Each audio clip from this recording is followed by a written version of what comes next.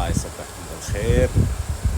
اليوم أول مرة ينزل الثلج خفيف، أعتقد باكر الأرض كلها ثلج.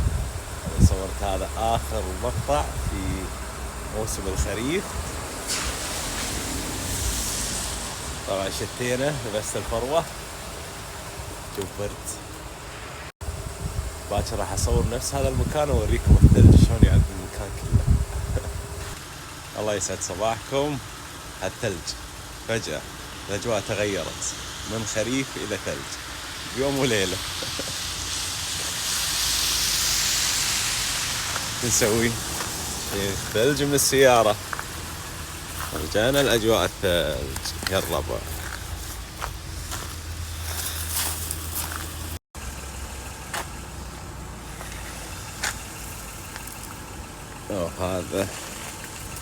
هذه أجواء كندا، يوم برد، يوم حر، يوم خريف، يوم ربيع، جو مشكل.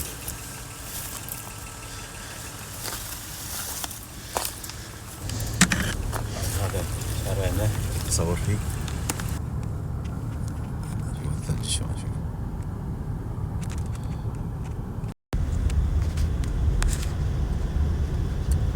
ثلوجة الربع وأجواء الشتاء الحلوة.